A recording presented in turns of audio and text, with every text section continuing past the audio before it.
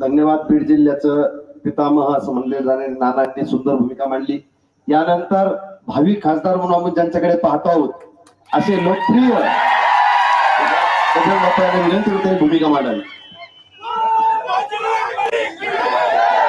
बीड लोकसभा मतदारसंघाचा महाविकास आघाडीचा उमेदवार या नात्यानं माझ्या प्रचारात व्यासपीठावर उपस्थित असणारे तुमचं आमचं सर्वांचं लाडकं नेतृत्व आदरणीय जयंतदादा पाटील साहेब, माझ्या आग्रहास्तव तुमच्या प्रेमाखास्तर मला संबोधित करायसाठी इथं आवर्जून उपस्थित असणारे तुमचे आमचे सर्वांचे खासदार आदरणीय अमोलजी कोले साहेब, व्यासपीठावर उपस्थित असणारे जीवनरावजी गोरे आणि सर्व नेतेगण.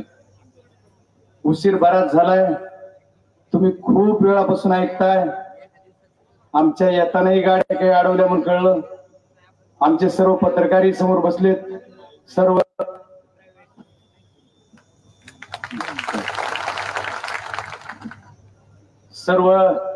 जमलेले माझे मायबाप, जनता जनार्दन, या बीड जिल्ह्याच्या कुठल्याही कानाकोपऱ्यात गेलं तर एवढा उत्स्फूर्त प्रतिसाद मिळतोय, मला कळतच नाही काय होईल. साहेब, मी ज्या दिवशी उमेदवारी जाहीर झाले त्या दिवशी या आष्टी विधानसभा मतदारसंघाच्या धानोरा गावातून सुरू केलं. त्या दिवसापासून आज इथं येईपर्यंत पण ज्या गावात जाईल त्या गावात वरातच काढली जाते. आदरणीय अमोलजी कोले साहेब पण आज उमेदवार आहेत. साहेब, बीड जिल्ह्यात 1200 गाव आहेत. जवळपास 600 गावात प्रत्यक्ष जाण्याचं काम आदरणीय साहेबांनी केलं या 15 दिवसात. मला वाटतं एवढी समोरच्या उमेदवार 15 वर्षात मी धरली नाही.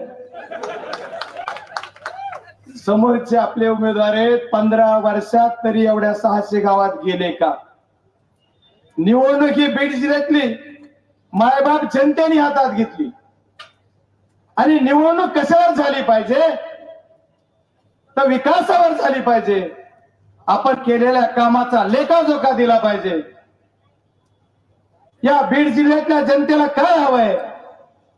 गेली 10 वर्ष झालं तुम्ही बीड जिल्ह्यातला खासदार तुमचा भारतीय जनता पार्टीचा निवडून येतोय आणि भारतीय जनता पार्टीचं केंद्र सरकार आहे, राज्य सरकार आहे. या काळामध्ये तुम्ही काय काम केलं हे तुम्ही जनतेला सांगितलं पाहिजे. त्याच्यावर बोललंच जात नाही. तुम्ही सांगा की आम्ही हे काम केलेत आणि आता हे करू, ह्याच्यावर काहीच अजेंडा नाही. बोललं जात काय? ज्या दिवशी पहिल्यांदा परळी विधानसभेत आदरणीय पालकमंत्री महोदय आजी आणि माजी पालकमंत्री महोदय जे आपल्या उमेदवार आहेत आणि आताच्या खासदार तिघजण गडावर गेले, तिथं काय बोलले? तर जे बोलायचं नाही ते काय म्हणले? तुमची ऐपत काय, तुमची लायकी काय, तुमचा प्रारब्ध ठरू. तुम्ही काय बोलताय? कशासाठी बोलताय? माझी लायकी, माझी ऐपत एकच आहे. मी शेतकऱ्याच्या जन्माला कोटी जन्म घेतला ही माझी अवकात आहे आणि शेतकऱ्याच्या पोटाला जन्म घेऊन मी साखर कारखान्यासारखा येडेश्वरी नावाचा कारखाना उभा केला. निस्ता उभा केला नाही तर त्याला इथेनॉलचा प्रोजेक्ट सुद्धा 400 KLPD चालू केला. साहेब, एवढंच नाही तर त्याची कॅपॅसिटी 8-10,000 केली. दुसरा कारखाना घेतला आणि ती सुरळीत चालवतोय. सुरळीत निस्ता चालवत नाही, त्याचं 15 दिवसाला पेमेंट देतोय. एवढंच नाही करत तर पगार लोकांचा, कर्मचाऱ्याचा देतोय, HNT ठेकेदाराचा देतोय. ही माझी ऐपत आहे. आणि तुम्ही आदरणीय स्वर्गीय गोपीनाथरावजी मुंडे साहेबांनी 26 कारखान्याचा आकडा केला होता. आदरणीय जयंत पाटील साहेबांना माहित आहे. 26 कारखान्याचे 0 केलं. हे तुमचं काय तुम्ही बघा बरं. जे ज्यांच्या तोंडून म्हणले साहेब तुम्ही सुद्धा 2010 ला माझ्या परवानगी बरोबर तुमची सुद्धा परवानगी कारखान्याची होती, त्याचं काय झालं? कुठे? या बीड जिल्ह्यामध्ये आमची ऐपत काढता. आमची लाईक, आम्ही गरीब आहे पण आमची ऐपत गरीबीवर जात आहे. आदरणीय साहेब, पालकमंत्री आहात आपण, तुम्ही तिथंच म्हणलात आम्ही 3 जण मिळून या बीड जिल्ह्यातला कुणाचा काय ठरवायचा ते ठरवू. आदरणीय साहेब, तुम्हाला तो कुणी अधिकार दिला? चंद्रगुप्तवरी बसले, त्यांना प्रारब्ध द्या. मायबाप जनतेला अधिकार आहे नेत्यांचा प्रारब्ध ठरवायचा. कुणी नेता प्रारब्ध ठरवू शकत नाही. त्याच्यामुळे बीड जिल्ह्यातली जनता तुमचा येणाऱ्या तारखेला प्रारब्ध ठरवणार आहे. एवढीच एक निवडणूक नाही साहेब, इथून पुढच्या निवडणुका सुद्धा तुमचा प्रारब्ध कोण ठरवणार आहे? राजकीय नेत्यांचा, ते बीड जिल्ह्यातली जनता ठरवणार आहे. काय बोलायला लायकी नाही, उंची नाही, आणि तुम्ही भाषण काय करताय साहेब?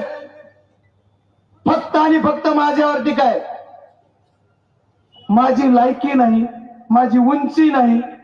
तुम्ही महाराष्ट्रामध्ये मुख्यमंत्र्याच्या नंतर मीच म्हणताय आणि फक्त माझ्यावरच बोलताय. अरे तुमची उंची माझ्यासारखी झाली की मग काय चाललंय? राजकीय अनुभव काय म्हणले आपल्या समोरच्या उमेदवार ताई? त्यांना मी एका खात्याचे मंत्री होते, त्या खात्याचा हा सभापती होता. किती हिणवणार ताई साहेब तुम्ही ग्रामविकास खात्याचे मंत्री होतात, पण मी शिक्षण आणि आरोग्याचा सभापती होतो. जिल्हा परिषद म्हणून ते खातं जरी येत असलं, ग्रामविकास मध्ये जिल्हा परिषद येते, पण शिक्षण आणि आरोग्य खातं तुमच्याकडे येत नाही. तुम्ही काय बोलतात? म्हणजे आम्हाला हिणवताय का? तर गोरगरिबाचं एक पोरग संसदेत जायची वाट बघताय, त्याच्यामुळे तुम्हाला ते सहन होत नाही, म्हणून तुम्ही आम्हाला हिणवताय. मग आमची उंची नाही, याला काय झालंय? मी म्हणलं ताई साहेब, मी 92 ला लोक ग्रामपंचायत लढली, तेव्हापासून जिल्हा परिषद असेल, पंचायत समिती असेल, सगळे पद लढत इथपर्यंत लोकसभेच्या सभागृहात जाण्यासाठी आदरणीय शरदचंद्रजी पवार साहेबांनी मला दुसऱ्यांदा संधी दिली. आणि मग माझी उंची नाही तर ही काय? तुमची उंची जास्त आहे. तुम्ही काय म्हणलात की बीड जिल्ह्यामध्ये या बजरंग सोनवणेच्या नावावर एखादं काम आहे का? आता मी खासदार नाही, आमदार नाही, मंत्री नाही, लोकसभेला लोकांनी फार चारी मुंड्या केलं, माझ्या नावावर काय काम आहे? पण ताई साहेब, तुम्हाला माहित नसल, तुम्ही म्हणला था बीड जिल्ह्यातला पराजय झालेला उमेदवार गावात फिरतो का? बीड जिल्ह्यात जाऊन नंतर बोलतो, पण माझ्या नावावर काय काम आहे म्हणलात तुम्ही? ज्या नात्रा गावामध्ये तुमचं मतदान आहे, त्या गावाचा दवाखाना सुद्धा बजरंग सोनवणे दिलाय. आणि माझ्या नावावर काय काम आहे? अरे दिला याचा अर्थ शासनाचा निधी, तो शासनाच्या सत्तेवर बसल्यानंतर तो वाढप्याचा अधिकार आहे, तो वाढणार आहे. त्याला असं काय तुमची रजिस्ट्री आहे? पण तुम्ही तसं का बोलताय मला कळत नाही. परवा एका सभेमध्ये आमचे पालकमंत्री महोदय म्हणले की बजरंग सोनवणे शेतकरी पुत्र कसा, उद्योजकांमध्ये 2-2 कारखाने. साहेब, मला संशोधनच करायची वेळ आली. मी शेतकऱ्याच्या पोटी जन्मलो, ह्याचा मला रास्त अभिमान आहे, आणि मी शेतकरी पुत्र आहेच. तुम्ही कशा अँगलने बघा शेतकरी पुत्रच आहे. आणि मी शेतकरी पुत्रानं उद्योजक केला आणि उद्योजक झालो आणि राजकारणात उभा राहिलो, तर बिघडलं कुठं? आता आम्ही तुम्हाला म्हणायचं, तुम्ही म्हणतात ऊसतोडांचे नेते. कुणी ऊस तोडलाय? आम्ही ऊसतोडांच्या घरी जन्मलो. कुठं जन्मलो ते सांगा. काय बोलताय? का बोलताय? राष्ट्रीयच्या सभेत तुम्ही ते कळसच केला, लोकशाहीच मारली. परवा एका आष्टीची सभा होती साहेब, इथं 1200 लोकांची सभा होती आदरणीय साहेब, आणि भाषण केलं 59 मिनिट आमच्या पालकमंत्र्यांनी. 1200 लोकांची सभा. बीड जिल्ह्यात पहिलीच एक सभा आपली झाली साहेब, की एवढी प्रचंड मोठी आहे. नाही तर बीड जिल्ह्यातल्या कुठल्या गावात कुठं सभा यांना कुणाला घेता आली नाही. त्यामुळे त्या सभेत त्यांनी 59 मिनिट बोलले. त्याच्यात काय बोलले? त्याच्यात म्हणले, आमदार साहेब त्यांचे होते, त्यांना मी नावं काही घेऊ इच्छित नाही, त्यांच्या नानांनी सांगितलं कुणाची नावं कशाला घेऊ. ही स्टेजवर आहेत, तुम्ही स्टेजवर आहेत, तुम्ही म्हणता म्हणले की ही माझं ऐकत नाही, त्या सरपंच ती सरपंच माझं ऐकत नाही, आणि उद्या जर म्हणले सरपंच माझ्याकडे आला तर मी म्हणेल सरकार माझं ऐकत नाही, मी निधी देणार नाही. अरे अरे पंचायत राज व्यवस्थेला अधिकार दिला, सन्मान आणि स्वाभिमान करायला शिका. लोकप्रतिनिधीचा अवमान करताय, ही कुठली पद्धत? सांग, त्याचा निश्चय मी करतो की या सरपंचाचा तुम्ही अवमान करताय. असं वागू नका साहेब. का बोलताय असं? काहीच कारण नाही. पण पालकमंत्री महोदयांना एवढीच घाई झाली की कधी 4 तारीख येते, एकदा बहिणीचा पराजय झालेला कधी बघतो, त्याची घाई झाली. साहेब दुसरी आहे का फॉर्म भरायचं त्यांच्या कार्यक्रमात आदरणीय पालकमंत्री महोदय बोलत होते. त्यांनी काय म्हणले की बाकीचं लांब लचकलंय सांगत नाही, माझ्यावर काय अवकात म्हणले काय म्हणले हे सोडून द्या. पण स्टेजवर बसलेल्या एका नेत्याला माजी मंत्र्यालाच म्हणले की तुम्हाला असं वाटलं होतं की तुम्ही काहीतरी बजरंगवर बोलता, तुम्ही बोललाच नाही. आता कोण म्हणजे तुमचा स्टेजवर बसणाऱ्यावर विश्वास नाही. वा रे वा, असंच चाललंय. मग आता बघा माणसाला काय करे, तुमचा जर त्यांच्यावर विश्वास नसला तर पुन्हा कसं होईल. म्हणजे तुमचं तुम्हाला मिळालंय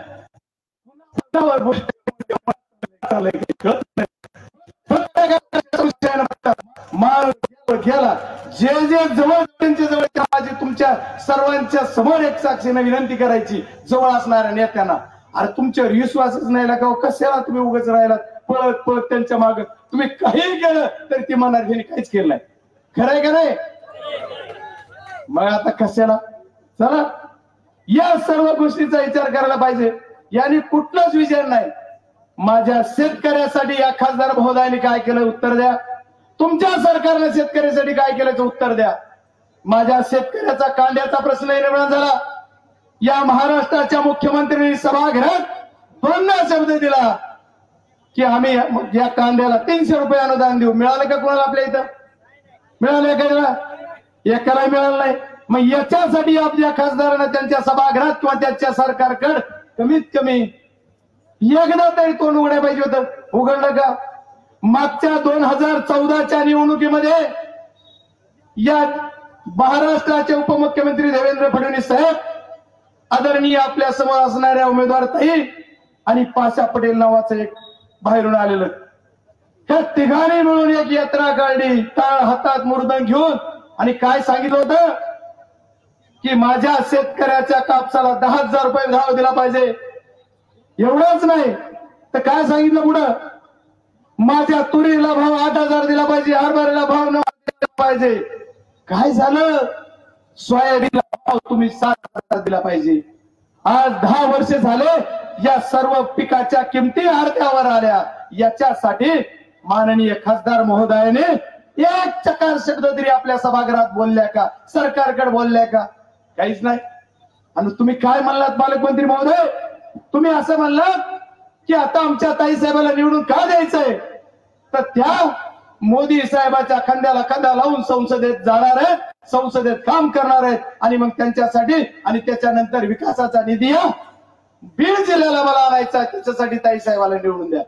साहेब अगोदरच्या ताई कुणासोबत होत्या. मोदी साहेबांवर नव्हत्या का. कुणासोबत होत्या त्याचं उत्तर द्यावं लागेल. अगोदरच्या ताई साहेब का काँग्रेस बरोबर होत्या.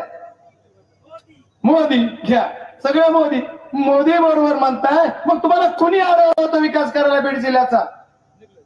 तुम्ही सांगताय की मला बीड जिल्ह्याचा विकास करायचंय, वॉटर ग्रीडचं पाणी आणायचंय, माझ्या बीड जिल्ह्याला सुजलाम सुफलाम करायचंय. याच्यासाठी आदरणीय ताईंना मत द्या. मग 10 वर्ष 15 वर्ष तुमचाच खासदार, 10 वर्ष तुमचंच सरकार, मग अडवलं कुणी काय माहिती. या खासदाराने आपला प्रश्न कुठं मांडला नाही. एवढंच नाही. साहेब म्हणतात आदरणीय पालकमंत्री साहेब का म्हणले, हा शेतकरी पुत्र म्हणतो, याच्या शेतात काय पिकतंय ती मला एकदा बघावं लागल. आणि त्याला साक्षीदार कोण होतं काय माहिती. पण म्हणले, मी म्हणलं साहेब 15 वर्ष मी तुमच्या सोबत काम करीत होतो, त्यावेळेस तुम्ही बघितलं नाही का काय पिकते माझ्या शेतात. नाही दिसलं. मागच्या निवडणुकीमध्ये 2019च्या निवडणुकीमध्ये तुम्ही टाळं फोडून सांगितलं आणि मी त्यांच्यासाठी प्रचार केला म्हणला. त्यावेळेस सांगितलं ना, हा शेतकरी पुत्र कसा चांगला आहे, कसा चांगला आहे. आताच काय झालं, उन्हानं माझं थोबाड थोडं काळ झालंय का दुसरं काय झालंय, आता काय झालं गरम झालं. पण काहीच बोलावं काहीच कळणार. या सर्व गोष्टीचा पोलखोल कुठेतरी झाला पाहिजे. या उद्देशाने मी त्यांना सांगितलं, साहेब जरा दमानी घ्या, नका माझ्यावर बोलू. पण ते दररोज काहीतरी बोलते. एवढं काय चाललंय काहीच कळणार. मग या खासदार महोदयांना मी सांगितलं की खासदार महोदया, तुम्ही आणखी आमच्या समाजाच्या कुठल्या घटकावर बोललात का संसदेमध्ये? या मुस्लिम समाजाचं आरक्षण होतं त्याच्याविषयी, दलित समाजाचा विषय प्रश्न खूप मोठे होते त्याच्याविषयी, मातंग समाजाचे विषय होते त्यासाठी, ओबीसीचे एवढे आरक्षण झाले, चळवळी झाल्या त्याच्यासाठी, आणि महाराष्ट्रात आदरणीय मनोजदादा जरांगे पाटलांना जी चळवळ उभी केली बोलला त्याच्यासाठी तुम्ही कुठं एक चकार शब्द तरी बोललात?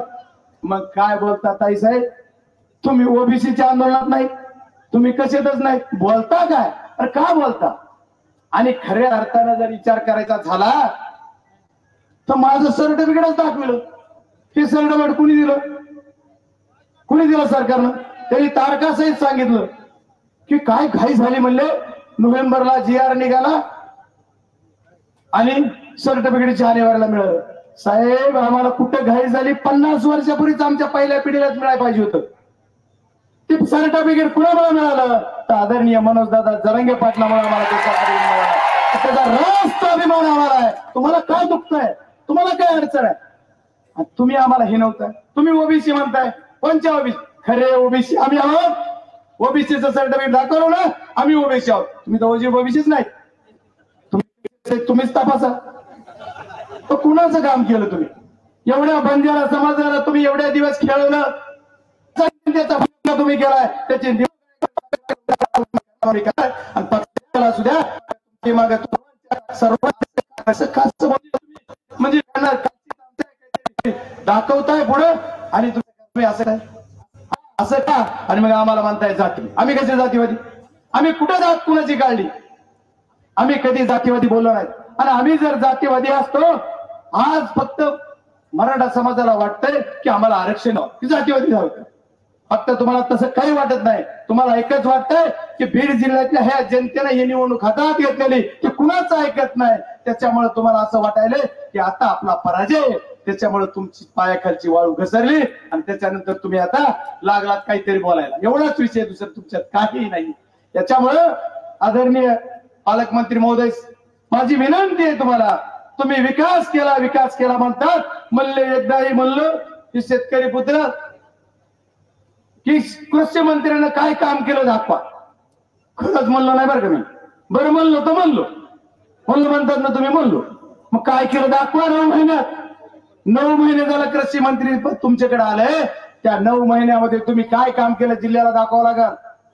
माझा 2020चा विमा लातूरला मिळतो, परभणीला मिळतो, धाराशिवला मिळतो, माझ्या बीड जिल्ह्यातल्या जनतेला मिळत नाही. याचं उत्तर कोण देणार? याचं उत्तर द्या. पण कृषी मंत्री झालात ना तुम्ही, तुमच्यासाठी जनतेसाठी काय झालं?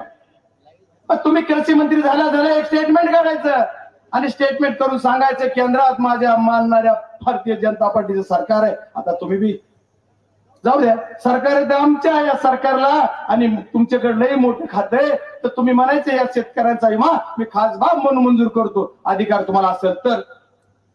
पण नाही गेलं. मग शेतकऱ्यावर बोलत नाहीत, कसे विकासावर बोलत नाहीत. तुम्ही दोघं बहीण भाऊ रात्रीत एक होता, मग आम्ही सर्व जाती धर्माचे लोक आणि जनता म्हणून एक झालं तर बिघडलं कुठं? आणि या जनतेनं तेच केलंय का मागच्या वेळेस कुठल्या एका विशिष्ट समाजाच्या मतावर खासदार झालेत का? 15 वेळेस 15 वर्ष खासदार झालेले. आणि आदरणीय पालकमंत्री महोदय, तुम्ही विशिष्ट समाजाच्या एका मतावर तुम्ही आमदार होत नाहीत. सर्व जाती धर्माच्या लोकांची सर्वांना गरज आहे. राजकारणामध्ये कुणी जातीपातीचं राजकारण करू नये अशी माझी कळकळीची विनंती. आम्ही करतच नाही. आता नानांनी चांगलं सांगितलं बघा, जिल्हा परिषद कसा कोण करतंय? ओपनच्या जागेवर कोण? जिल्हा परिषदचा अध्यक्ष ओपनचं पद होतं. नानांनी सांगितलं म्हणून आठवलं बरं का. माझे विसरून गेलो ती जिल्हा परिषद मी आता. पण ती जिल्हा परिषदचं ओपनचं पद असताना तुम्ही तुमचा माणूस बसवला. समाज कल्याण खात्यात दलित बांधवाचं लय तुम्हाला कळवळ यायला. आष्टीच्या सभेत म्हणले या आमच्या पालकमंत्री महोदया माझी की मला संविधान बदलण्यासाठी निवडून द्या. हा चाललंय काय? तुम्ही एवढं दलित बांधवाचा कळवळ आज तुम्हाला येतोय. एक तरी तुमच्या साहेब आदरणीय साहेब हॉस्पिटल माझं म्हणे, एक तरी तुम्ही तुमच्या 15 वर्षाच्या काळात तुमच्याकडे जिल्हा परिषद असताना कुठला समाज ओरिजिनल एसी समाजाचा सभापती तुम्ही समाज कल्याण खात्याला दिला. हे मग आज कसं आठवलं?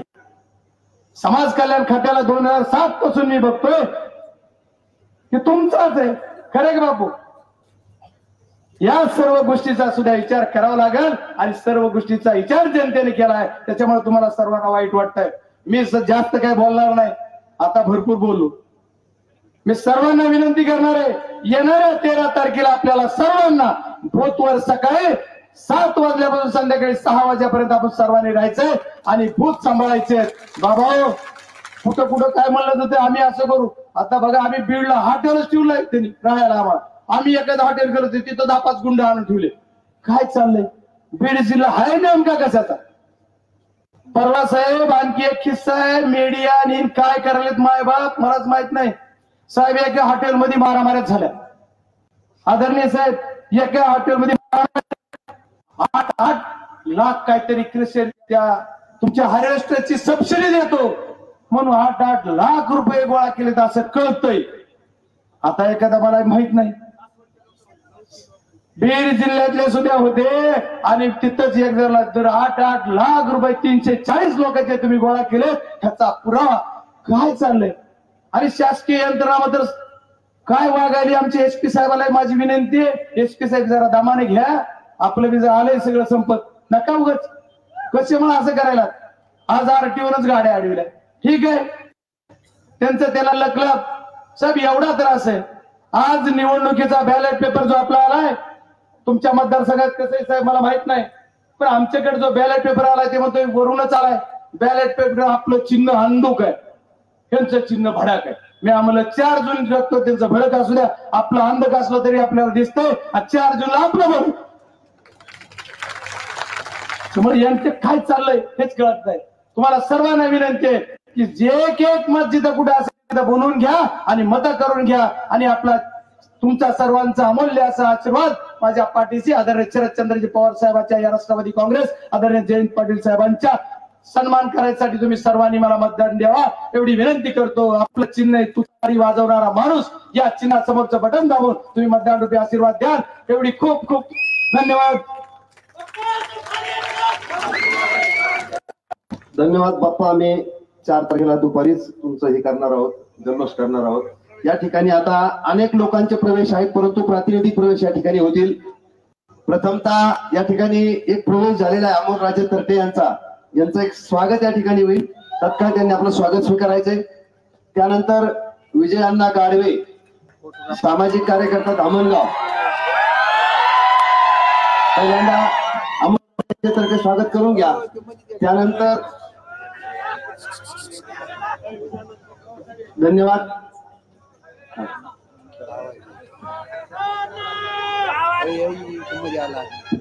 धन्यवाद. यानंतर दादासाहेब झांजे पंचायत समिती तत्काळ यायचे, त्यांचा या ठिकाणी प्रवेश होत आहे. यामध्ये युवा नेते ऍडव्होकेट रिजवान शेख व त्यांचे सहकारी आपल्यालाही विनंती मंचावर येऊन आपलं स्वागत करून घ्यायचंय. या ठिकाणी सोबतच संतोष सानप युवा नेते ब्राह्मणगाव यांचं या ठिकाणी स्वागत होत आहे, प्रवेश होत आहे. त्यांनी रिजवान शेख, संतोष सानप, सोबतच भैरवनाथ चव्हाण माजी ग्रामपंचायत सदस्य मुर्शदपूर हेही स्वागत यांचा या ठिकाणी प्रवेश होत आहे. सोबतच माननीय पहिलवान गणेश खोटे ग्रामपंचायत सदस्य बेलगाव हे उपस्थित, त्यांनी आपला प्रवेश करून घ्यायचा या ठिकाणी.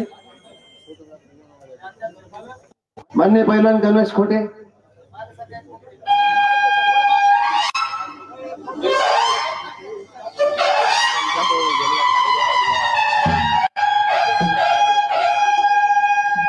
सर्वांचं या ठिकाणी स्वागत आहे. यानंतर ज्यांच्या भाषणाची आपल्याला मोठी उत्सुकता आहे, या ठिकाणी एक पाठिंब्याचं पत्र आहे. आष्टी तालुका साखर कारखाना कडा यांच्या वतीने या ठिकाणी पाठिंब्याचं जाहीर पत्र ते जयंत पाटील साहेबांना देत आहे. मी त्यांना विनंती करतो की त्यांनी दरम्यान या ठिकाणी सय्यद कडा कारखान्याचे कर्मचारी आहेत, संघटना आहे त्यांची, ते या ठिकाणी पाठिंबा देत आहेत. त्यांचं या ठिकाणी स्वागत. अनेक अशी काही नावं होती, सय्यद जिशान, अन्सार बेग, बाळवणी, सोनिया पठाण, इस्माईल पठाण, आवटे मामा, नांदा, शौकत पठाण यांचाही औपचारिक प्रवेश या ठिकाणी झाल्याचं सूचित करतो. आणि ज्यांच्या भाषणाची आपल्याला उत्सुकता आहे, महाराष्ट्राचा आपल्यासाठी जे पुरोगामी म्हणून एक मोठा चेहरा आहे असे अमोल कोल्हे साहेब, खासदार अमोल कोल्हे साहेब यांना विनंती करतो की त्यांनी या मंचाला संबोधित करायचं.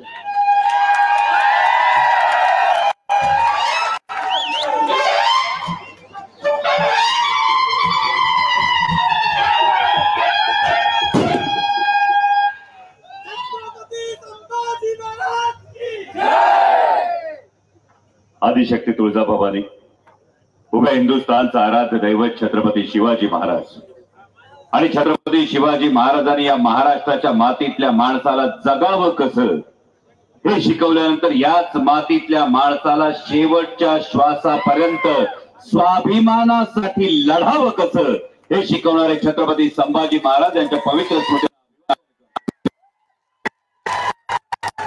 आज महाविकास आघाडी इंडिया आघाडीचे लोकसभा 2024 चे अधिकृत उमेदवार बजरंग बाप्पा सोनवणे यांच्या प्रचारासाठी आयोजित केलेल्या या सभेला मार्गदर्शन करणारे राष्ट्रवादी काँग्रेस पक्ष शरदचंद्र पवार या पक्षाचे प्रदेशचे अध्यक्ष, माझे मार्गदर्शक आदरणीय जयंतरावजी पाटील साहेब, जीवनरावजी गोरे साहेब, माजी आमदार साहेबरावजी दरेकर, राष्ट्रवादी काँग्रेस पक्ष शरदचंद्र पवार या पक्षाचे युवकचे प्रदेशाध्यक्ष, या तालुक्याचा खरं स्वाभिमान महबूबभाई शेख, बबनराव गीते, सय्यदजी सलीम, उषाताई दराडे, सुशीलाताई मोराळे, रामभाऊ खाडे, शिवसेनेचे जिल्हा प्रमुख परमेश्वरजी सातपुते, महादेवजी नागरगोजे, आम आदमी पार्टीचे अशोकराव येडे, मीनाक्षीताई पांडुळे, राजूभाऊ जानकर,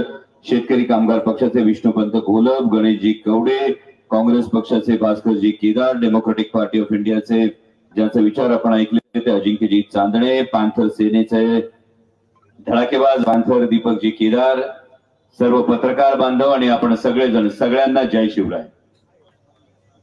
खर तर महाराष्ट्रभर फिरतोय आणि स्वतः लोकसभेची निवडणूक लढवत असताना पण म्हणजे आमचं शिरूरचं मतदान बी 13 तारखेला आहे, म्हणजे शिरूर लोकसभेचं मतदान आहे. पण मला महबूबबाईंनी लय भारी सुनावलं, साहेब शिरूर मध्येच फिरायचंय, तुम्ही शिरूर तालुक्यातच येत आहे, शिरूर पाटोद्यामध्ये येत आहे, विधानसभा मतदारसंघामध्ये तेवढी काळजी घ्या आणि आष्टीच्या या सभेला या. पण मला अनेक पत्रकारांनी खरं तर प्रश्न विचारला की स्वतः लोकसभेची निवडणूक लढवत असताना सुद्धा हे खूप अभावाने काही पत्रकार मला म्हणाले किंवा महापालिकेची निवडणूक लढवताना, जिल्हा परिषदेची निवडणूक लढवताना वॉर्ड सोडून बाजूला जात नाहीत माणसं, लोकसभेची निवडणूक लढवायले आणि तरीही तुम्ही बाजूला येऊन इतर मतदारसंघामध्ये प्रचार करताय. पण भावानं याची दोन फार महत्वाची कारण आहे. एक महत्वाचं कारण पहिलं असं आहे की जेव्हा भारतीय जनता पक्षाकडून 2 प्रादेशिक पक्ष, महाराष्ट्रातले 2 मराठी माणसांनी उभे केलेले पक्ष, ज्या पक्षांकडे बघितलं की दिल्लीच्या दरबारात सुद्धा मराठी मातीचा स्वाभिमान म्हणून या पक्षाकडे जात होतं, तो वंदनीय हिंदू हृदय सम्राट शिवसेना प्रमुख बाळासाहेब ठाकरे यांनी निर्माण केलेली शिवसेना आणि आदरणीय शरदचंद्रजी पवार साहेबांनी स्थापन केलेला राष्ट्रवादी काँग्रेस पक्ष, या 2 पक्षांना फोडण्यात आलं. या 2 पक्षांचे नेते पळवण्यात आले, चिन्ह पळवण्यात आले.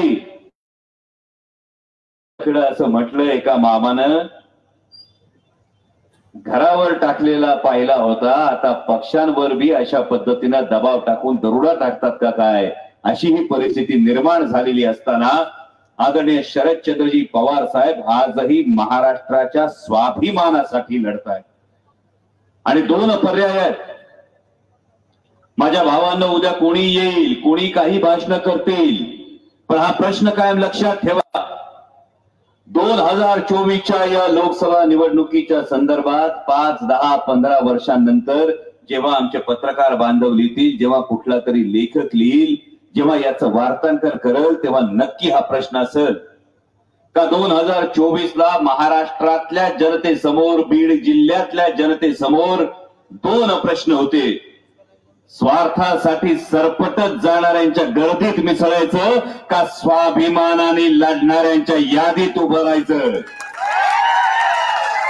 आणि जेव्हा हा प्रश्न विचारला जाईल तेव्हा स्वाभिमानासाठी लढणाऱ्यांच्या यादीत हा जो लढवय्या योद्धा आहे, हा जो संघर्ष योद्धा आहे, याच्या खांद्याला खांदा लावून आज बीड मध्ये उभं राहणं माझं कर्तव्य आहे. आणि म्हणून उमेदवार असताना सुद्धा इथे येऊन उभा राहतो.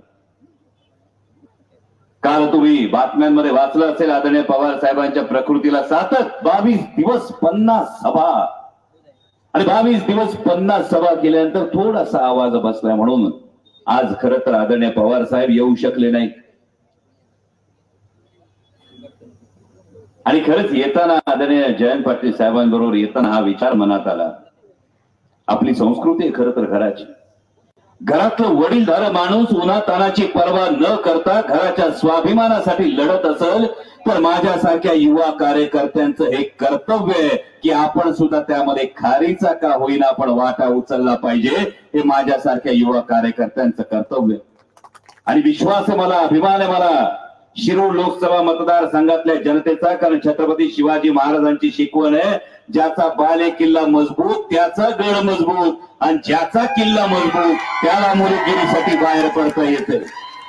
आणि हा विश्वास माझ्या शिरूर लोकसभा मतदारसंघातल्या जनतेने दिलाय. पण इकडे आल्यानंतर बाप्पा खरं तर मला असं वाटलं, तुम्ही सभेला बोलवलं खरं, पण जशी माझ्या शिरूर लोकसभा मतदारसंघामध्ये परिस्थिती आहे तशीच या बीड लोकसभा मतदारसंघामध्ये दिसतीये. मायबाप जनतेनं ही निवडणूक हाती घेतली. कारण ही निवडणूक आता केवळ 2 पक्षांची राहिली नाही भाऊ, उमेदवारांची राहिलेली नाही. ही निवडणूक कुणाच्या प्रतिष्ठेची राहिलेली नाही, तर ही निवडणूक गेली 10 वर्ष सातत्यानं ज्या मोदी सामान्य जनतेला अपेक्षा भंग केला, ज्या मोदी सरकारने सर्वसामान्य देशाच्या जनतेला महागाईच्या खाईत लोटून दिलं, ज्या मोदी सरकारने सर्वसामान्य युवकाला बेरोजगारीच्या खाईत लोटून दिलं, ते मोदी सरकार विरुद्ध सर्वसामान्य भारतीय जनता अशी ही निवडणूक झालेली आहे. आणि म्हणून ही निवडणूक जेवढी बजरंग बाप्पाची तेवढीच ही निवडणूक तुमच्या प्रत्येकाची आहे. ही निवडणूक तुमच्यातल्या प्रत्येक शेतकऱ्याची ज्याच्या शेतमालाला भाव मिळाला नाही. ही निवडणूक तुमच्यातल्या प्रत्येक युवकाची ज्याला शिक्षण मिळून सुद्धा ज्याला रोजगार मिळाला नाही. ही निवडणूक माझ्या त्या प्रत्येक माता भगिनीची आहे की महिन्याला हातात नवऱ्याचा पगार आल्यानंतर आता महिनाभराचा खर्च कसा भागवायचा हा प्रश्न ज्या माता भगिनीच्या चेहऱ्यावर पडतो, त्या प्रत्येक माता भगिनीची ही निवडणूक. आता उद्या इथं माननीय पंतप्रधानांचं बहुतेक 3दा कॅन्सल झालेली सभा 4थ्यांदा होती. हा येईल का नाही माहित नाही, होईल का नाही माहित नाही, पण एक गोष्ट लक्षात ठेवा बाप्पा, काय बी घाबरू नका. दिल्लीहून मुंबईहून किती बी हेलिकॉप्टर येऊ द्या, किती बी विमान येऊ द्या, किती बी लँड होऊ द्या, तुमचं विमान तुम्हाला दिल्लीचं पकडायचंय एवढी गोष्ट ध्यानात ठेवा. कारण हे बीड लोकसभा मतदारसंघाच्या मायबाप जनतेने ठरवलं. तुम्ही मगाशी म्हणाला तुमच्या शेतात काय पिकतं याचा काही लोकांना प्रश्न पडला. मला आता महत्वाची गोष्ट ही वाटते की वावरात काय पिकतं, कुणाच्या शेतात काय पिकतं, यापेक्षा महाराष्ट्राच्या जनतेच्या मनात काय पिकतं हे महत्वाचं आहे. आणि महाराष्ट्राच्या जनतेच्या मनात जर काय पिकत असेल तर ती पिकते निष्ठा, तो पिकतो स्वाभिमान आणि तो पिकतो प्रामाणिकपणा. आणि हे महाराष्ट्राची जनता दाखवायची. म्हणून आज विचार करा, देशाच्या पंतप्रधानांना महाराष्ट्रामध्ये निवडणुका 5 टप्प्यांमध्ये केल्या जातात, जेमतेम 48 जागांसाठी. याचं खरं तर उत्तर भारतीय जनता पक्षानं दिलं पाहिजे. उत्तर प्रदेशच्या निवडणुका अवघ्या 2 टप्प्यात जिथं 80 जागा आहेत, महाराष्ट्राच्या निवडणुका 5-5 टप्प्यात करायला लागतात. 1 मुख्यमंत्री, 2 उपमुख्यमंत्री, 200 आमदार, राज्यातली सत्ता एवढं सगळं असताना देशाच्या पंतप्रधानांना बीडमध्ये प्रचारासाठी यावं लागतं. महाराष्ट्रामध्ये 50 सभा घ्याव्या लागतात. ही ताकद कुणाची आहे? ही ताकद सर्वसामान्य मराठी माणसाची ताकद आहे. ही स्वाभिमानी मराठी माणसाच्या मनगटातली ताकद आहे. आणि त्यामुळे देशाच्या पंतप्रधानांना यावं लागतं. आमच्याकडे पण तीच कंडिशन. म्हणजे तुमच्याकडे आज इकडे येऊन बसायले, उद्या आमच्याकडे आज तिकडे शिरूर मध्ये, शिरूर लोकसभा मतदारसंघामध्ये माननीय उपमुख्यमंत्री देवेंद्रजी फडणवीस सभा घ्यायले. आता नेमकं देवेंद्रजींना प्रश्नच पडला असेल कंच्या उमेदवाराचा प्रचार करायचा आहे. कारण आमच्याकडे तर आम्हाला आव्हान दिलं होतं, लोकसभेच्या पदाचा वापर स्वतःच्या कंपनीच्या फायद्यासाठी 15 वर्ष करणारा जो व्यापारी होता त्यालाच आता उमेदवार म्हणून 1, 2, 3, 4 पक्षात उड्या मारून शेवटी त्याला तिकीट द्यायले. आणि ते तिकीट दिल्यानंतर आता माननीय देवेंद्रजी येणार शिरूर लोकसभा मतदारसंघामध्ये. इथूनच प्रश्न विचारतो की माननीय देवेंद्रजी फडणवीस, आपण नेमका प्रचार कोणाचा करायला येत आहात? ज्या माणसानं लोकसभेची मतं मिळाल्यानंतर स्वतःच्या कंपनीचं उखळ पांढरं होण्यासाठी प्रश्न विचारले, त्याच्या प्रचाराला येत आहे. पण तीच परिस्थिती इथं अशासाठी आहे बाप्पा का आम्हालाही पत्रकार प्रश्न विचारतात. त्यांच्याकडं मुख्यमंत्री आहेत, 2-2 उपमुख्यमंत्री आहेत, पालकमंत्री आहेत, त्यांच्याकडे 200 आमदार आहेत, त्यांच्याकडे अफाट पैसा आहे, त्यांच्याकडे राज्यातली सत्ता आहे, त्यांच्याकडे केंद्रातली सत्ता आहे. आणि असं असल्यावर कसं होणार? आणि तो दीवार सिनेमातला डायलॉग आठवतो का? दीवार सिनेमा, मेरे पास गाड़ी है, बंगला है, तुम्हारे पास क्या है? हाय, आठवतो ना? तसाच प्रश्न विचारला जातो बजरंग बाप्पाला. आमच्याकडे 1 मुख्यमंत्री, 2 उपमुख्यमंत्री, 200 आमदार, केंद्रातली सत्ता, राज्यातली सत्ता आहे. बजरंग बाप्पा तुमच्याकडे काय आहे ना? बजरंग बाप्पाचं उत्तर आहे, माझ्याकडे बीड लोकसभा मतदारसंघातली ही सर्वसामान्य जनता आहे. आता उद्या सभा झालीच तर आश्चर्य वाटलं मला खरं तर. 10 वर्षानंतर देशाच्या पंतप्रधानांना ठिकठिकाणी धार्मिक तेढ वाढवणारी भाषणं करावी लागतात. तरी आरोप केला जातो, जातीपातीच्या राजकारणाचा सुद्धा आरोप करायला लागले. एक साधा प्रश्न विचारतो, उद्याची जेव्हा सभेमध्ये जर धार्मिक कुठलं विधान ऐकलं तर एक साधा प्रश्न विचारा भावांनो. एक हिंदू मित्र होता, एक मुसलमान मित्र होता, दोघं रस्त्याने चालले होते. रस्त्याच्या एका बाजूला मंदिर होती, एका बाजूला मस्जिद होती. हिंदू मित्र कुठं जाईल? मंदिरात. मुस्लिम मित्र कुठं जाईल? मस्जिद मध्ये. बरोबर? दोघांचं काय चुकलं? दुसऱ्या दिवशी परत दोघं निघाली. दुपारची वेळ होती, रटरट ऊन तापलेलं होतं, पोटात कावळे कोकलत होते, सपाटून भूक लागली होती. हिंदू मित्र मुस्लिम मित्र रस्त्याने चालले होते. रस्त्याच्या एका बाजूला मंदिर होतं, दुसऱ्या बाजूला मस्जिद होतं, समोर जेवणाचं हॉटेल होतं. दोघं आधी कुठं जातील का नाही?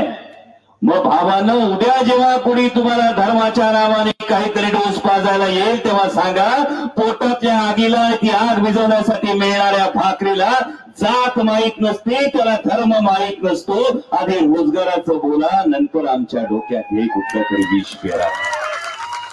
आणि ही गोष्ट आधी लक्षात ठेवा भावा. कारण जसं हे धार्मिक उदाहरण आहे तसं जातीचं उदाहरण आहे. जो माझा सर्वसामान्य शेतकरी, मगाशी बाप्पाने बोलताना शेतकरी दिंडीचा उल्लेख केला.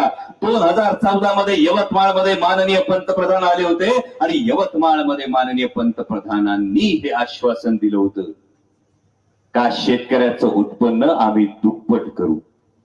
तेव्हा शेतकरी दिंडीला 7,000 सोयाबीनला भाव मागितला होता. आज किती भाव आहे?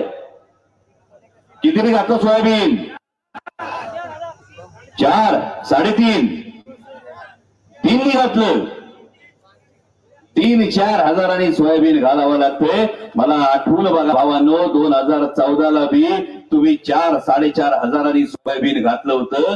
खताच्या किमती किती वाढल्या, मजुरी किती वाढली, ट्रॅक्टरला टाकणारे डिझेलचा खर्च किती वाढला आणि सोयाबीनचा भाव किती वाढला. शेतकरी कुठल्या धर्माचा, कुठल्या जातीचा हे महत्वाचं नाही, त्या शेतकऱ्याच्या शेतमालाला भाव आहे का हे महत्वाचं. तशीच परिस्थिती कांद्याची. कांद्यावर निर्यात बंदी होती. आता लगेच 3 डिसेंबरला कांद्यावर निर्यात बंदी होती.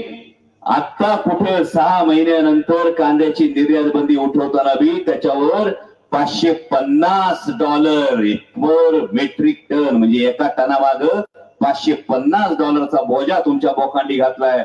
40% निर्यात शुल्क तुमच्या बोकांडी लावलंय. आणि आता भारतीय जनता पक्षाचे नेते ढोल पिटायले का आम्ही निर्यात बंदी उठवली.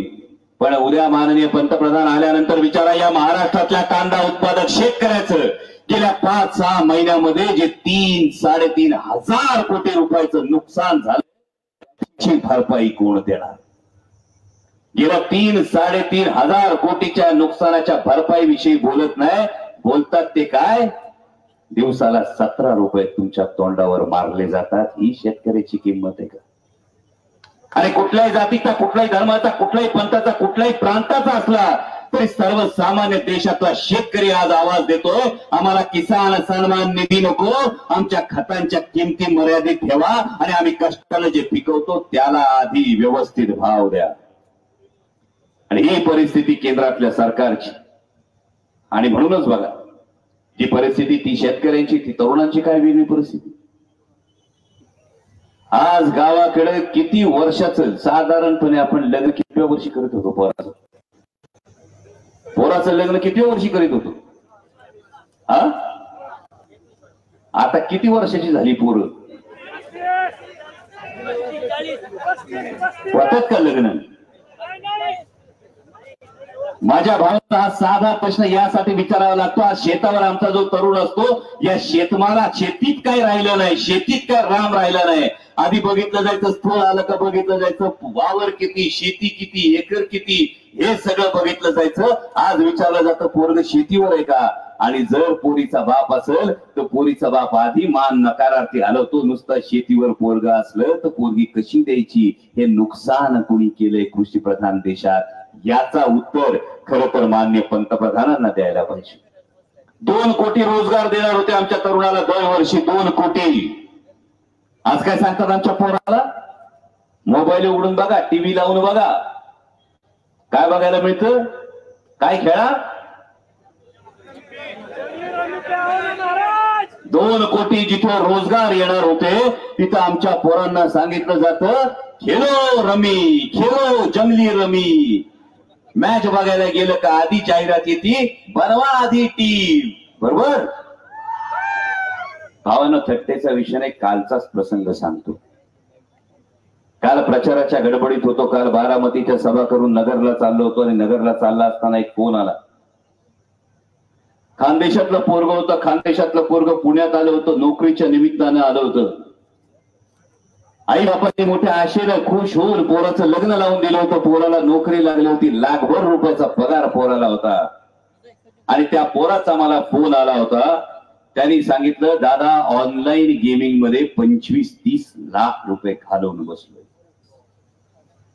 25-30 लाख रुपये घालून बसलोय. आयटी क्षेत्रातला पोरगा, लाखभर रुपये पगार असलेला पोरगा.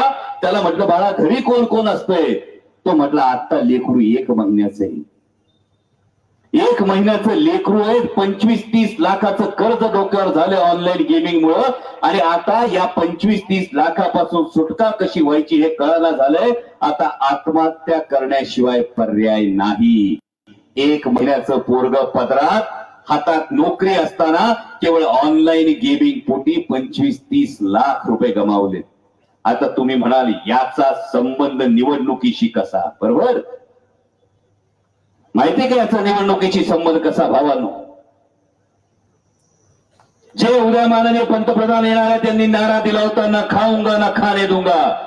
पण जागतिक पातळीवर भ्रष्टाचार आपल्या देशात झालाय, ज्याचं नाव आहे इलेक्टोरल बॉन्ड्स.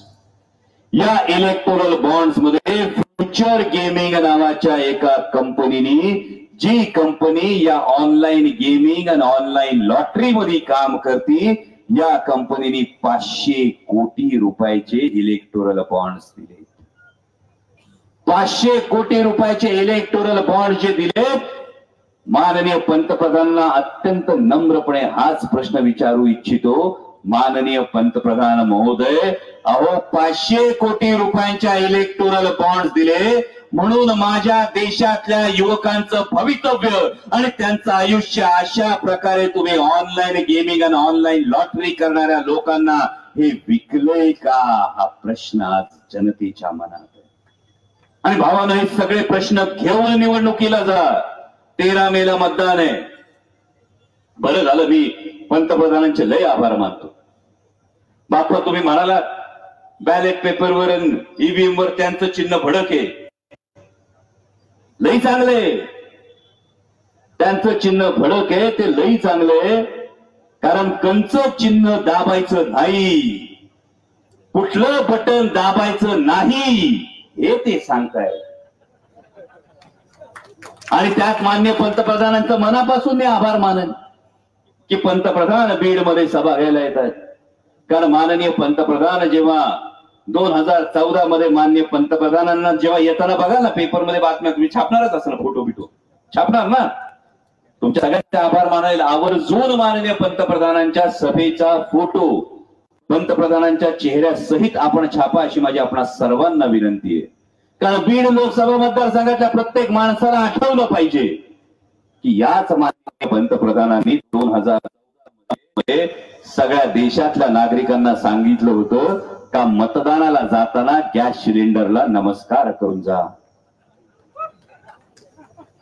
आठवतंय का? भूलना मत. याच पंतप्रधानांनी सांगितलं होतं 2014 मध्ये मतदानाला जाताना गॅस सिलेंडरला नमस्कार करून जा. आता 13 मे जेव्हा बीड लोकसभा मतदारसंघाचं मतदान करायला जाल तेव्हा त्याच आपल्या आदरणीय पंतप्रधानांचा चेहरा आठवा, समोर गॅस सिलेंडर ठेवा, पण एकदा नाही 3दा नमस्कार करून जा. कारण 400 रुपयाचा सिलेंडर आता 1200च्या जवळ गेलाय, तेव्हा त्याला 3दा नमस्कार करा. म्हणजे तुम्हाला कळेल कंचं बटन दाबायचं नाही हे तुम्हाला कळेल. आणि म्हणून तुम्हाला एवढीच कळकळीची विनंती करतो. जाता जाता एवढं सांगतो, आज 6 तारीख आहे, आणखी 5-6 दिवस प्रचाराच्या तोफा धडाडत राहतील. अनेक जण अनेक गोष्टी सांगतील, पण तुमच्या उमेदवाराचं नाव लय भारी आहे.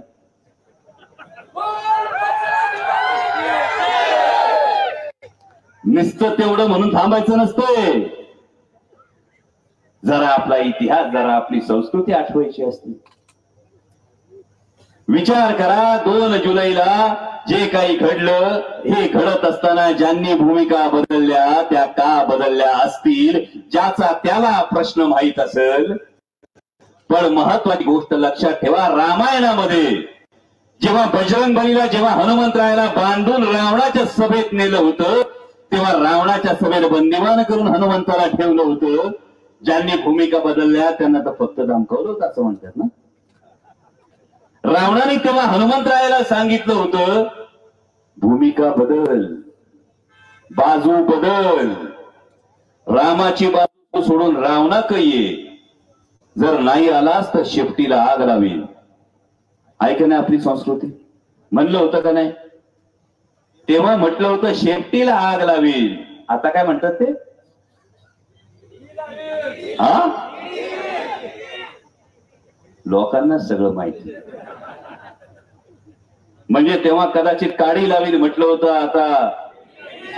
पण एक महत्वाची गोष्ट आहे, तेव्हा हनुमंतरायानं भूमिका बदलली जर असती, जर तेव्हा घाबरून हनुमंतरायानं बाजू बदलली असती आणि रामाची बाजू सोडून रावणाच्या बाजूला घेतला, तर आज हनुमंतरायाच्या पायावर डोकं आपण ठेवलं असतं का? गावोगावी हनुमंतरायाची बजरंगबलीची देवळ झाली असती का? हा प्रश्न स्वतःला विचारा भावांनो. हे आपल्या रक्तात आहे, हे आपल्या मनात आहे, हे आपले संस्कार आहेत. जी भूमिका जो बदलत नाही त्याच्या पाठीमागं उभं राहायचं आणि त्यालाच नमस्कार करायचा, ही जर आपली संस्कृती असेल तर होऊन जाऊ द्या 13 तारखेला बजरंगबली की. एवढीच तुम्हाला कळकळीची विनंती करतो. चिन्ह लक्षात ठेवा. तुतारी वाजवणारा माणूस या चिन्हा समोरचं बटन दाबा. नियतीने सुद्धा बजरंग बाप्पा काय मोठा आशीर्वाद दिलाय तुम्हाला. आपला अनुक्रमांक किती? निशाणी कसली? त्यामुळे विजयाची निशाणी नियतीनेच बजरंग बाप्पाला दिली आहे. त्यामुळे 13 तारखेला ईव्हीएम मशीनवरचं 2 नंबरचं बजरंग बाप्पाचं, 2 अनुक्रमांकावरचं बजरंग बाप्पाचं नाव वाचायचं. तुतारी वाजवणारा माणूस या चिन्हा समोरचं बटन दाबायचं. व्हीव्हीपॅट मध्ये आपलं मत हे तुतारी वाजवणारा माणूस या चिन्हालाच गेलंय का हे बघायचं आणि सज्ज व्हायचं 4 जूनला विजयाचा गुलाल घेण्यासाठी. एवढं सांगतो आणि थांबतो. धन्यवाद. जय शिवराय. धन्यवाद. आदरणीय शरदचंद्र पवार साहेबांसोबत खंबीरपणे साथ देणारे आमचे मार्गदर्शक आदरणीय जयंत पाटील साहेब प्रदेशाध्यक्ष या ठिकाणी भूमिका मांडतील. मी त्यांना विनंती करतो की त्यांनी मंचाला संबोधित करायचं.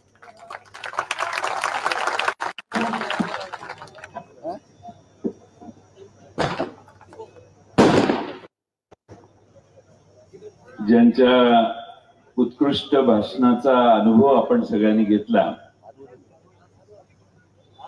ते संसद रत्न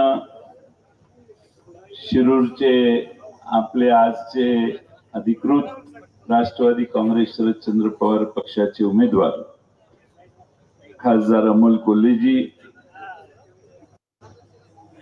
आमचे ते जीवनराव गोरे साहेब,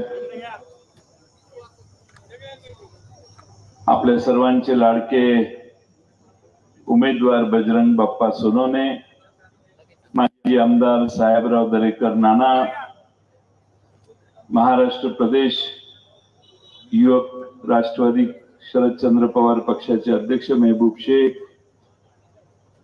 आतिश तान्ने डेमोक्रेटिक पार्टी ऑफ इंडियाचे राज्याचे अध्यक्ष, रिपब्लिकन पॅन्थरचे प्रमुख दीपक केदारजी, उषाताई दराडे,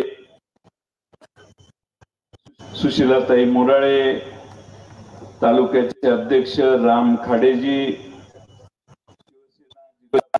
परमेश्वर सातपुते, भारतीय कम्युनिस्ट पक्षाचे कॉम्रेड महादेव नागरगोजे, आम आदमी जिल्हाध्यक्ष यशोक येडे, महिला काँग्रेसच्या जिल्हाध्यक्षा मीनाक्षीताई पाडुळे, काँग्रेस पक्षाचे भास्कर केदारे, बार काउन्सिलचे अध्यक्ष ऍडव्होकेट NL जाधव साहेब, बबनराव गीते, युवा नेते पाटोद्याचे गणेश कवडे, विष्णुपुत्र घोलप, आपल्या शेतकरी कामगार पक्षाचे संतोष जाधव, रवी ढोबळे, रमेश सानप, पाटोदा आष्टी शिरूरचे तालुका अध्यक्ष, त्याचबरोबर शिवसेनेचे तालुका अध्यक्ष सुभाष राऊत, मुकुंद शिंदे, सोपान मोरे, अजिनाथ खेडकर, जिल्हा शिवसेना उपप्रमुख रतन गुजर, डॉक्टर महेश नाथ, राजू जानकर,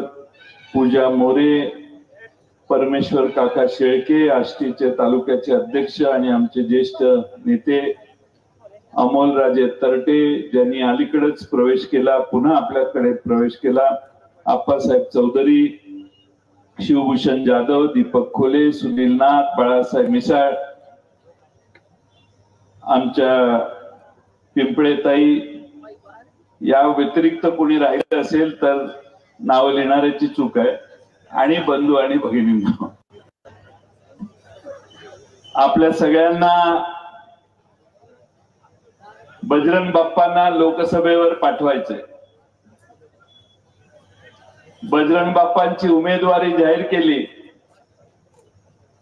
आणि प्रचंड उत्साह या सगळ्या लोकसभा मतदारसंघात आपल्या सगळ्यांच्या मध्ये संचारला.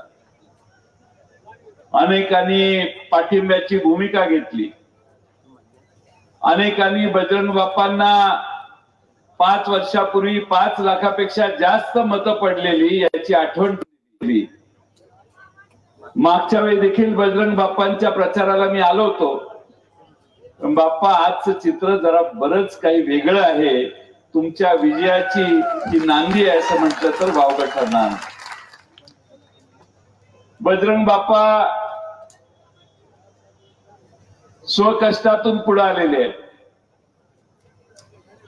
जे काही निर्माण केलंय ते शेतकऱ्याचा मुलगा म्हणून शून्यातून निर्माण केलेलं आहे. आणि जे स्वकर्तृत्वावर पुढे येतात त्यांच्यावर जनता जास्त विश्वास ठेवते. हा महाराष्ट्रात शरद पवार अनुभव आहे. जे स्वतःहून पुढे येतात आणि स्वतःच मानते. आणि म्हणून बजरंग बाप्पा बाकीच्या सगळ्यांना एकदा दोनदा तीनदा संधी देण्यात आलेल्या आहेत. तुमच्या महाराष्ट्रातून दिल्लीला अमोल कोल्हेंच्या बरोबर जाणार आहे याच्यात काही शंका नाही. आणि मला खात्री आहे की बीड जिल्ह्याचे जे प्रश्न मागच्या 10 वर्षात सध्याच्या खासदारांनी सोडवले नाही ते सोडवण्याची जबाबदारी देखील तुमच्यावर येणार आहे, हे विसरू नका. मला खरं म्हणजे अनेक विषय सांगता येण्यासारखे. या मतदारसंघात आष्टीच्या योजनेला जलसंपदा मंत्री असताना मी बरीचशी मोठी गती दिली. बऱ्याचशा परवानग्या आवश्यक त्या अनेक बैठका घेऊन केल्या. उद्देश आमचा असा होता की आष्टीला 2024 संपायच्या आधी पाणी पडायला पाहिजे. काही ना काही झालं तर कुंटेफळ योजनेला जास्त गती द्यायला पाहिजे ही भूमिका घेऊन अनेक बैठका या योजनेसाठी मंत्री या नात्याने मी घेतल्या. शिरूर आणि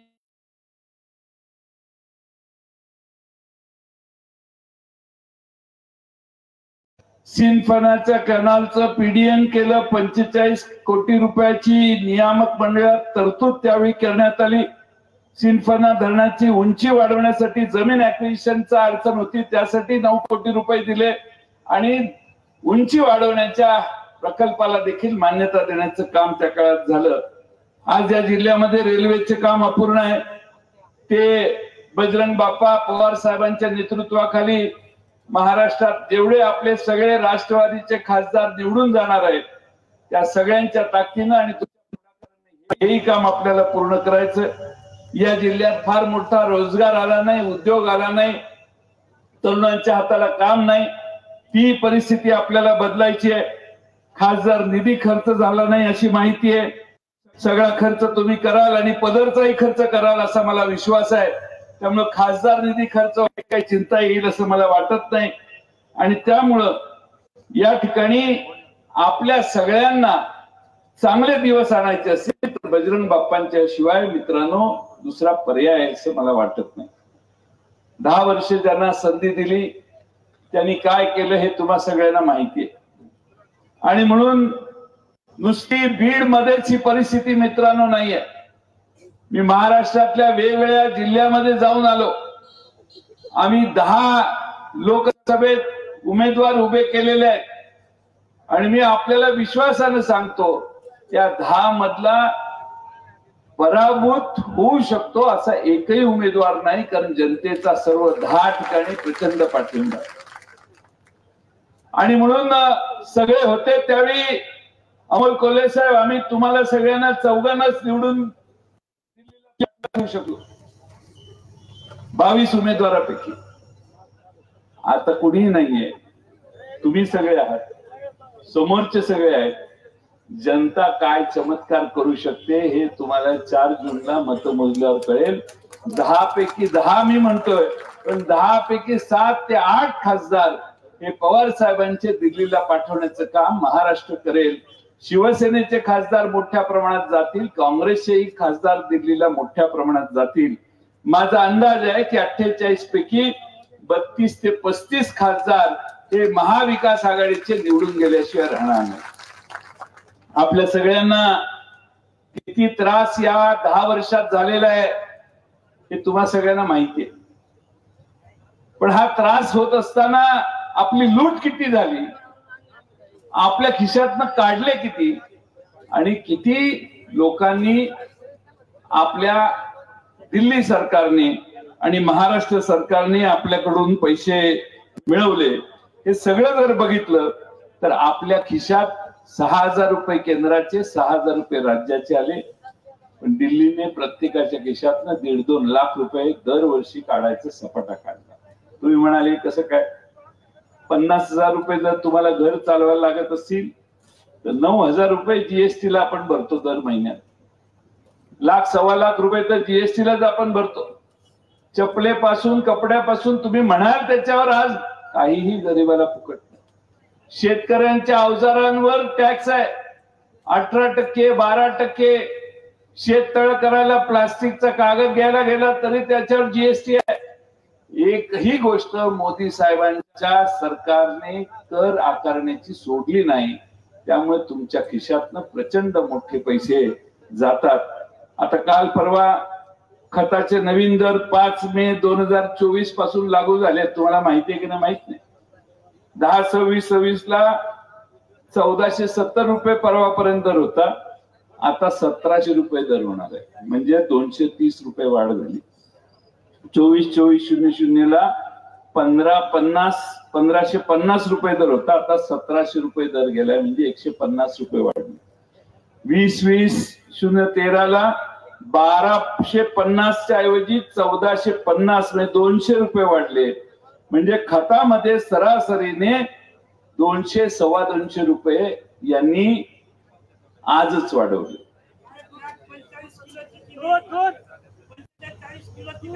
बॅगेचं वजन 45 किलो केलं. या खताच्या कंपन्या एवढ्या हुशार आहेत की एवढे वाढते दर चढायला लागल्यावर खताच्या कंपन्याला लोक शिवाय द्यायला लागले. म्हणून खताच्या कंपन्यांनी मोदी साहेबांचा फोटोच त्याच्यावर छापला. आपल्यावर शिवाय देऊ नका, कारण कोण आहे याचा फोटो पाठवून बॅगा विकायचा कार्यक्रम मागच्या काही महिन्यात चालू. दुधाचे दर कमी झाले. दुधाचे दर येतो ना मी. मला तुम्ही येऊन भाषण करा. बिस्लरी, दुधाचे दर, या सगळ्या भावना आपल्याला माहिती आहेत. जनतेला पुढाऱ्यांच्या पेक्षा जास्त माहिती असतं, कारण ती सोसते. त्यामुळं प्रचंड मोठ्या प्रमाणात आपल्याकडून पैसे काढायचा उद्योग झाला. आपल्याकडे सगळ्यांना एक मी क्लिप ऐकवतो. जरा वेळ कमी आहे पण तुम्ही ऐका क्लिप. बारामतीच्या एका मतदाराची क्लिप आहे आणि त्या मतदाराची क्लिप जर तुम्ही ऐकली तर तुमच्या लक्षात येईल की किती मोठ्या प्रमाणात आपल्या खिशातनं पैसे काढले जातात. बारामतीला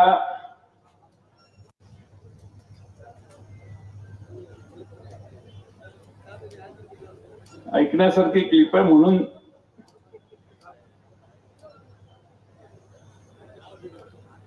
काही ना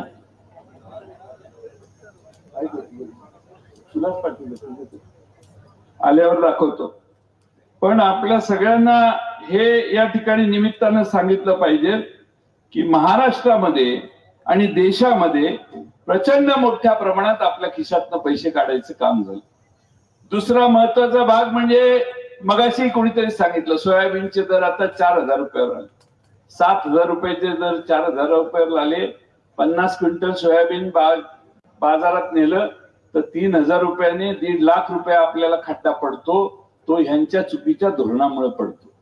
कांद्याला निर्यात बंदी केलेली, आता कांदा उघडा केला, परत 40% त्याच्यावर निर्यातीचा कर लागला. या देशामध्ये शेतकऱ्यांनी तयार केलेला माल हा निर्यात करण्यासाठी देखील बंदी आणण्याचं काम.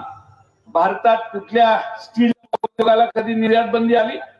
सिमेंटच्या उद्योगाला कधी निर्यात बंदी मोदी साहेबांनी आणली? पण या देशामध्ये शेतकऱ्यांच्या उत्पादनाला निर्यात बंदी करण्याचं पाप एकदा नाही अनेक वेळा या सरकारने केलं. इथेनॉलला बंदी आणली. इथेनॉलला येडेश्वरी इथेनॉल करते. ज्यूस पाठवून इथेनॉल करायच्या सगळ्या प्रकल्पांना एकदम खड्ड्यात घालायचा कार्यक्रम झाला. साखरेच्या निर्यातीला बंदी, कांद्याला निर्यात बंदी.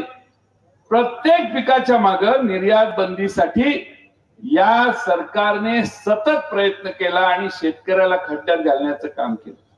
माझी आपल्या सगळ्यांना विनंती आहे की तुम्हाला माहिती आहे की आपल्याला किती मोठ्या प्रमाणामध्ये शेतकऱ्यांना नुकसान सहन करावं लागलं. राष्ट्रवादी काँग्रेस पक्षाने एक जाहीरनामा काढला. तुम्ही म्हणाल की ठीक आहे त्यांनी असं केलं, तुम्ही काय करणार?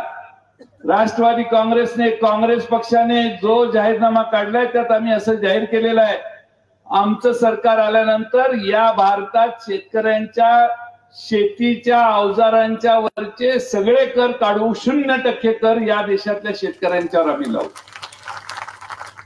आम्ही या देशात जाहीर केले आमचा गॅसचा सिलेंडर आज 1100 रुपयाने 900 रुपयावर यांनी पोहोचवलाय. आम्ही तो 500 रुपयापर्यंत त्याचा दर खाली आणू. आम्ही या देशातल्या गरीब माणसाच्या घरात जर चूल पेटत नसेल तर अशा गरीबातल्या गरीब माणसाच्या घरात त्याच्या घरातल्या माऊलीच्या नावानं दरवर्षी 1 लाख रुपये द्यायची व्यवस्था करू, जेणेकरून भारतातल्या गरीब घरात चूल पेटली नाही देशात असं कुठेही आम्ही होऊन देणार नाही. डिग्री डिप्लोमा पास झाल्यावर पोरांना नोकरी हुडकायला बापाला परत पैसे द्यावे लागतात. पुण्याला जा, मुंबईला जा, हे पैसे घे, प्रवासातच बापाचे 40-50 हजार रुपये खर्च होतात. त्यामुळे पहिल्या वर्षी या देशातल्या डिग्री आणि डिप्लोमा पास झालेल्या मुला मुलींना आम्ही पूर्णपणाने 1 लाख रुपये 8,500 रुपये दर महिन्याला असे डिग्री डिप्लोमा पास झालेल्या मुला मुलींना 1 लाख रुपये देणार. आम्ही या देशामध्ये जात न्याय जनगणना करणार आहे. जात न्याय जनगणना करून या देशातल्या लहान मोठ्या सगळ्या समाजांना त्यांचं या देशातली लोकसंख्या, त्या राज्यातली लोकसंख्या ही एकदा तपासून त्यांना न्याय देण्याचं काम देखील आरक्षणाच्या संदर्भात आम्ही करणार आहे. आणि सगळ्यात मोठा अडथळा 50% आरक्षण, 50%च्या वर इंदिरा साहनी खटल्यामध्ये निर्णयामध्ये जात नाहीये, तो मोठा अडथळा आहे. आम्ही काँग्रेसनं आणि राष्ट्रवादी काँग्रेसनं आणि शिवसेनेनं जाहीर केलंय की आमचं दिल्लीत सरकार येईल त्यावेळी हा 50%चा जो अडथळा आहे तो कायदा करून आम्ही 50%चा अडथळा दूर करू, हे आम्ही लेखी दिलेले.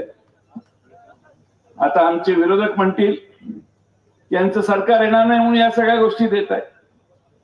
पण मित्रांनो, मी महाराष्ट्रात फिरतोय, मगाशी सांगितलं आमचं सरकार पहिल्या राऊंडला आणि दुसऱ्या राऊंडला मोदी साहेब म्हणत होते 400 पार, 400 पेक्षा जास्त खासदार निवडून आणू आणि देशाचं संविधान बदलू असं पाप यांच्या डोक्यात आहे. आता सगळे टाहो पडून सांगतात नाही आम्ही नाही म्हटलो. पण 11 खासदार या देशातले लोकसभेला उभे आहेत. ते सगळ्यांनी सांगितलं आम्हाला दिल्लीला जायचंय, ते संविधान बदलण्यासाठी जायचंय, डॉक्टर बाबासाहेब आंबेडकरांचं संविधान बदलण्यासाठी जायचं.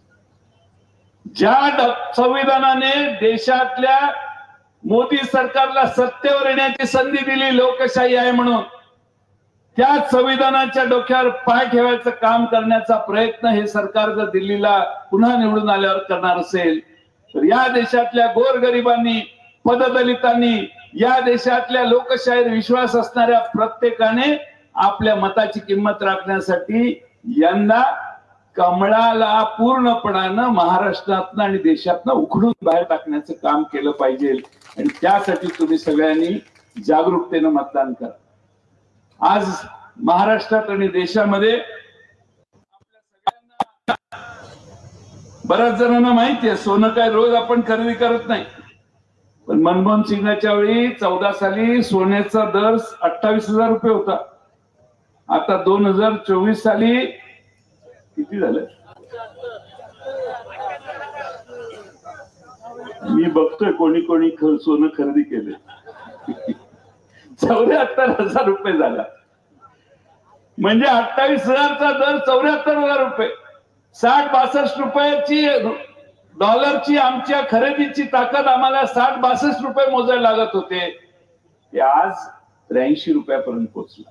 म्हणजे आम्ही गरीब झालो का श्रीमंत झालो? या देशामध्ये मुठभर लोक मित्रांनो श्रीमंत झाली, मुठभर लोक या देशात श्रीमंत झाली. आणि मुठभर लोक श्रीमंत झाली कारण त्या सगळ्यांना या देशातली बंदरं मालकीची करून टाकली. या देशातली सगळे विमानतळे यांनी ह्यांना दिली, या देशातले मोठे रस्ते करायचे अधिकारी यांनाच दिले. या देशात जे जे आहे ते सगळं 20-22 जणांच्यात वाटून घेण्याचा कार्यक्रम 10 वर्षात झाला. म्हणून गरीब आणि श्रीमंतांची दरी वाढली, हे मित्रांनो विसरू नका. आणि म्हणून माझी आपल्याला कळकळीची विनंती आहे, आम्हाला पुढे जायचंय म्हणून मी फार लांब भाषण करत नाही. मी आपल्याला एवढंच सांगेन की मी भाषण झाल्यावर क्लिप ऐका, ती क्लिप जास्त महत्वाची आहे. तुम्ही विचार करत जा आणि संध्याकाळी हिशेबच करा आपल्या घरातनं किती आपण गेले आणि किती आले. पण मी आपल्याला विनंती करतो, बजरंग बाप्पांच्या सारखा एक चेहरा आम्ही आपल्याला दिलेला आहे. आमचे विरोधक बजरंग बाप्पा यांच्या पराभवासाठी खास नरेंद्र मोदींना आणायला लागलेत असं मी ऐकलं. येणार आहेत का? तीनदा कॅन्सल झाल्या कारण त्यांना कळलं असेल बजरंगच उभा जायचं कसं, पण त्यांना आणतीलच. पण